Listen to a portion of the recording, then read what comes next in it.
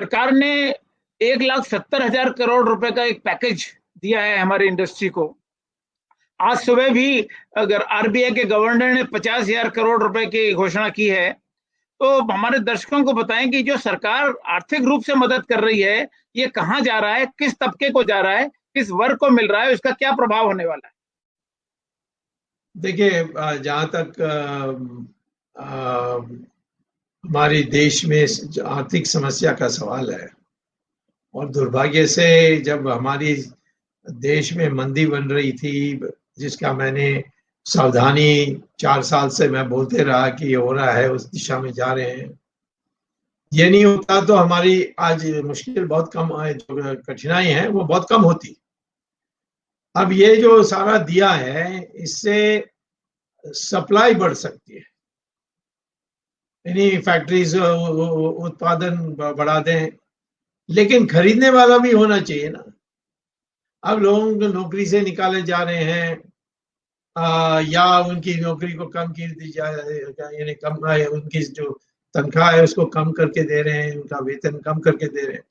तो आज लोग भी इस मूड में है कि भाई सारा पैसा को खर्च मत करो। तो जो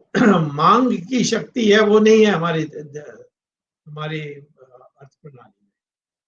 और इसीलिए आज हमारे लिए समस्या ये है कि जो बेरोजगारी पैदा हुई है, और जो कारखानों ने जो उत्पादन किए उसकी बिक्री नहीं हो रही है, मोटर गाड़ी कोई खरीद ही नहीं रहा है। कितने गाड़ियां पड़ी हैं, सारे ऑटोमोबाइल वो बंद होने वाले हैं। हवाई जहाज में जो कठिनाई है, हवाई जहाज वो तो एयरलाइन कंपनी भी बंद करने की स्थिति में है। स्टॉक मार्केट भी दबा हुआ है। तो मैं ये कहता हूं कि हमारे देश में ये दोनों एक साथ आए हैं, इससे बहुत खतरनाक स्थिति है। जहां तक कोरोना वायरस है, इसको तो हम मुझे लगता है कि जून जुलाई में तो ये ना के बराबर हो जाएगी, लेकिन इसकी जो असर है, जो पहले ही हमारे नीति सही नहीं होने के कारण जो गिरावट आते रही हमारे उत्पादन में, हमारे अर्थ प्रणाली में और विकास वृद्धि का दर में, उसके अतिरिक्त आज अब जो बंद हुए हैं कारखाना, इससे जो बेरोजगारी पैदा हुई है, जो फसल काटने के लिए लोग नहीं हैं, जो पहले दूसरे प्रांतों से आते थे खेत में काम करने के लिए, जैसे बिहार से आते थे पंजाब में जाने के, वो सब वापस चले गए। अब दोबारा वो वापस आएंगे कि नहीं, किसी को पता नहीं है। तो मैं आज समझता हूँ कि सबसे ज्यादा समस्या है कि ये जो आर्थिक स्थिति में गिरावट की जो तेजी हुई है, जिसकी जिस स्पीड से आज हमारी आर्थिक स्थिति बिगड़ रही है, वही ज्यादा चिंताजनक है। और इसके लिए कोई रिजर्व बैंक कोई घोषणा कर दें कि बैंकों को अब ज्यादा कर्जा देना चाहिए, अरे कर्जा लेने वाला है नहीं तो वो देने से क्या फायदा, फिर वो एनपीए लेकर फिर वो एनपीए बनेगा, यानी जो नॉन परफॉर्मिंग एसेट्स जिसको कहते हैं, कि आपने कर्जा लिया और कर्जा का ब्याज भी नहीं दे सके वापस, वो स्थिति बन जाएगी। तो ये एक व्यापक दृष्टि से सोचना चाहिए,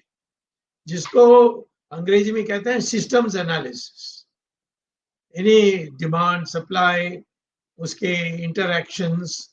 एक क्षेत्र में जो कुछ होगा वो दूसरे क्षेत्र का जो प्रभाव है, इस सब की एनालिसिस करनी चाहिए,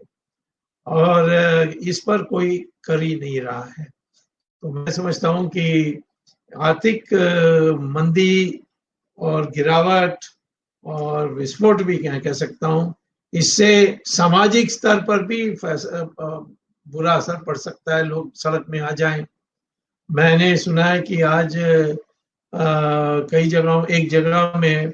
महिला जो गर्भिणी है वो आए, कहा कि कौन से हॉस्पिटल में जाएं, सब हॉस्पिटल में तो यही पड़े हैं, कोरोना वाले पड़े हैं,